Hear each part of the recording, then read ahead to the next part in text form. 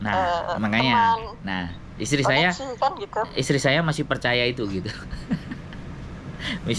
Jadi keluar nggak ada uangnya. Nah, ya itu kan perempuan kan ukurannya itu. Ya nggak semua perempuan lah. Nggak semua perempuan lah. Tapi saya ngerti betul Mbak Yuli pemikirannya seperti apa. Saya ngerti betul. Saya ngerti Mbak Yuli. Saya juga perempuan Mbak Yuli. Tahu ya. Enggak, planning saya kalau saya itu transit di Hong Kong. Tahun ini saya transitnya di Singapura. Udah planning, udah beli tiket. Tapi tahun depan mungkin kalau saya pulang sendiri, saya mau transit di Hong Kong. Sehari 2 hari di sana, nanti ketemu sampean sama Mbak Yuni.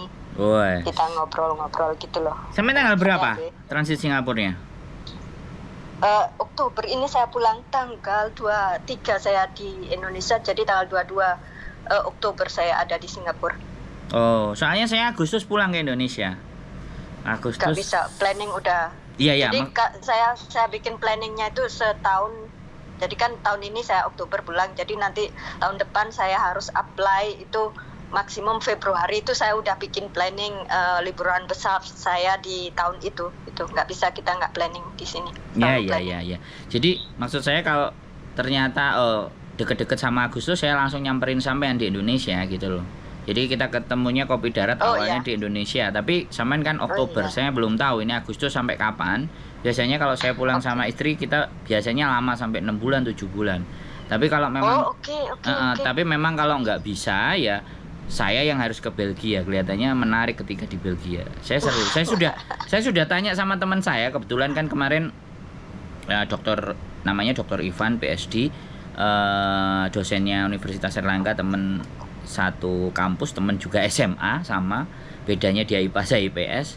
Nah, saya bilang ya Schengen itu segitu. Schengen kamu dari Surabaya ngurus ada dan kamu bisa berangkat ke Eropa apapun ceritanya. Nah, sebenarnya sudah diaba-aba seperti itu di Schengen. Makanya Schengen kan harus saya dapetin dulu. Kalau Schengennya udah saya dapat, ya kemungkinan berangkatnya akan jauh lebih mudah. Kalau memang ternyata istri agak susah diajak jalan, terlalu capek, ya duduk manis di rumah nanti tak ceritain. Tapi biasanya dia ngamuk-ngamuk kalau cuma diceritain. Maunya diajak, tapi begitu diajak mintanya ya kayak artis, ya repot kan, biaya minim kita nggak bisa.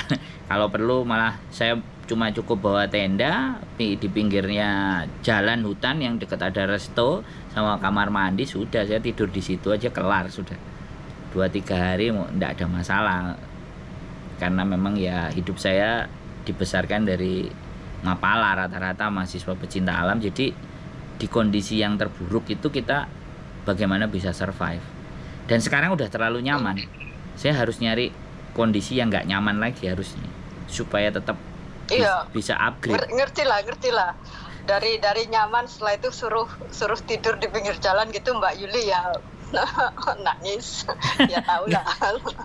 Ya maksud saya ya kalau enggak aku tak kasih aku kesempatan lah ibaratnya. Dia ngasih.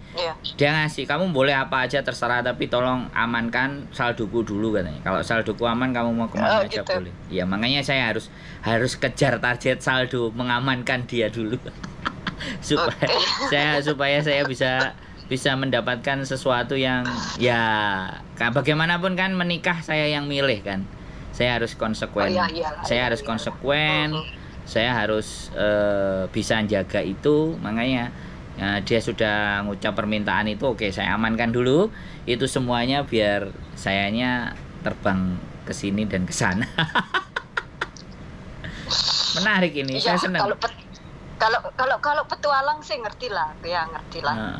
Tapi kalau ya janganlah yang lain-lain, paling juga sampean juga nggak bakalan begitu gitu loh.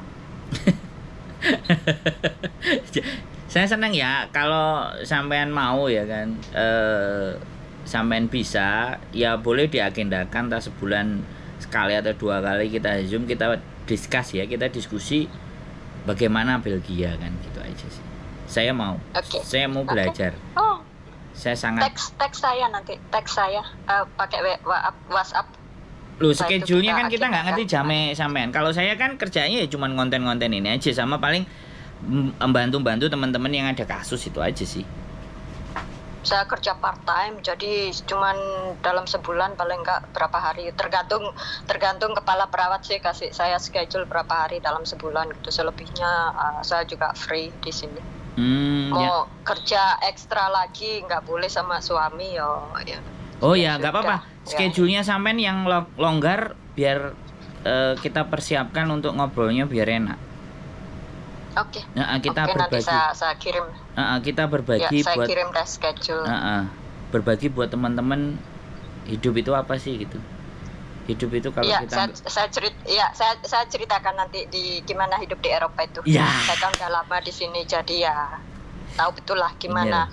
Lagian juga saya kerja dengan orang ya, jadi saya tuh tahu betul permasalahan mereka seperti apa, hubungan keluarga anak seperti apa gitu kan. Siap. Itu urusan saya, kerjaan saya gitu loh. Ini wacana baru ya Mbak, saya seneng banget. Ini wacana baru, ini knowledge baru, ini sesuatu yang baru, dan ini A1 itu langsung sumbernya.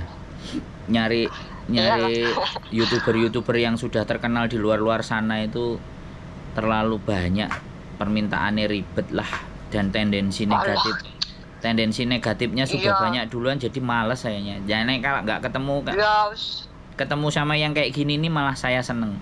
Justru kalau jenengan punya channel, kita akan bantu ngisi. Nggak punya, saya nggak ada niat sebetulnya, karena saya juga nggak suka media. Sama seperti Mbak Yuni, awal-awal saya nggak suka media.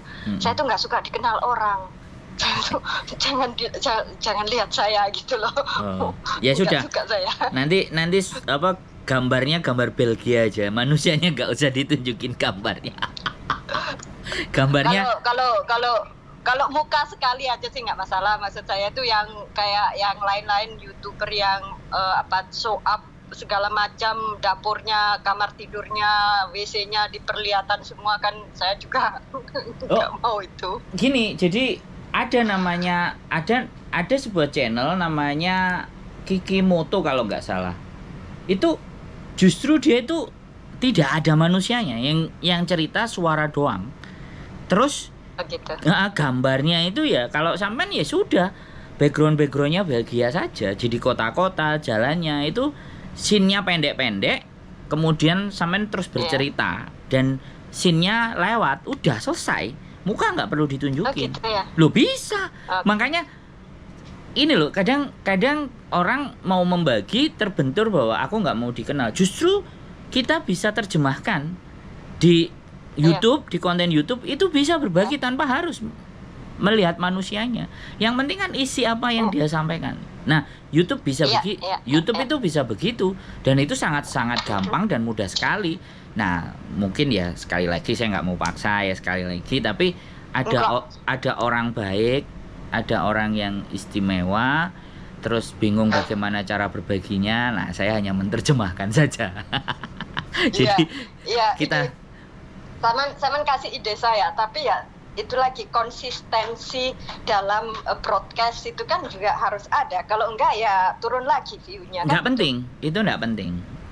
Yang penting kan enggak penting menurut saya. Jadi passion, follow the passion. Follow di mana sampean benar-benar merasa bahwa saya memberikan ini ada nilai kepuasan bagi diri saya atau nilai kebermanfaat buat orang lain. Itu di berjalannya waktu. Akan berjalan dengan sendirinya. Karena kalau orang sudah berpikir bahwa hidupku itu akan lebih bernilai, aku mau berbagi dengan orang lebih banyak.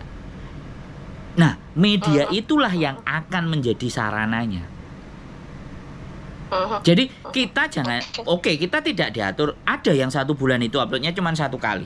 Ada. Uploadnya cuma 2 kali. Ada. Kadang 3 bulan cuma 2 juga ada.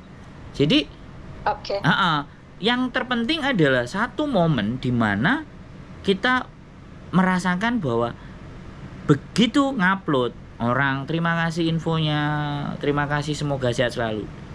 Nah, dopamin itu akan muncul. Wah, ternyata sesuatu yang saya ceritakan memberikan dampak dan efek orang, sehingga itu namanya dopamin positif. Itu yang disampaikan si Deddy Corbuzier. Kalau dopamin negatif adalah kita sudah don't care. Kita berjuang melakukan sesuatu tapi tidak care terhadap lingkungan orang lain. Nah, itu dopamin negatif. Jadi, nah saya di konten YouTube ya saya meyakini, makanya saya selalu mencoba mengumpulkan orang-orang yang punya jalan dan cara berpikir bahwa hidup kita itu nggak banyak, tapi ketika sebentar aja bisa memberikan nilai, this a value.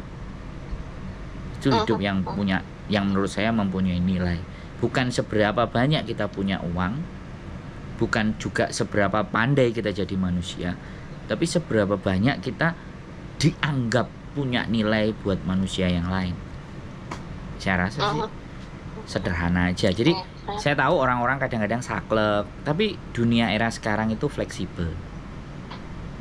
Dunia itu bisa kita desain, bisa kita set up selama kita benar-benar tahu dan memahami dan terbuka. Makanya untuk tahu dan bisa memahami itu kuncinya apa? Kepo.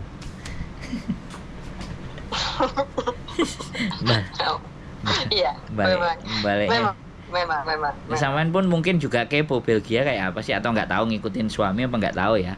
Tapi ada lah sedikit faktor keponya, itu pasti ada. Kalau dulu panjang ceritanya, lain kali lah kita. Oke. Itu saya ceritain. Siap. Panjang ceritanya, panjang. Siap. Saya terima kasih banyak ya sudah saya ini harus. Ya lanjut Mbak. Ya. Lanjut. Kak, saya cuma mau bilang, iya terima kasih Saman udah mau ngangkat telepon saya ini. Saya udah harus siap-siap mau kerja ini, sudah lagi masuk shift siang. Siap. Selamat bekerja, selalu sehat. Salam buat keluarga.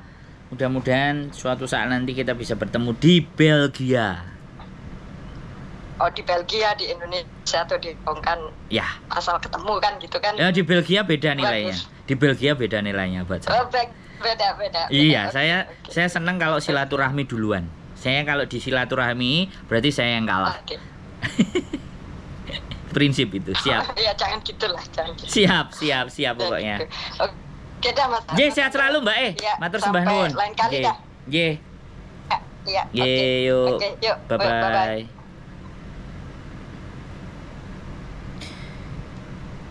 Oke teman-teman, setelah hadir di channelnya Miss Juni, hadir di tempat saya. Terima kasih ya Mbak E yang dari Belgia. Jadi saya sekali lagi istimewa telepon dari Belgia. Mudah-mudahan nanti bisa ketemu di Belgia, karena kelihatannya Eropa ini seksi untuk didatengin. Keep stay tune my YouTube channel and see you next video. Bye bye.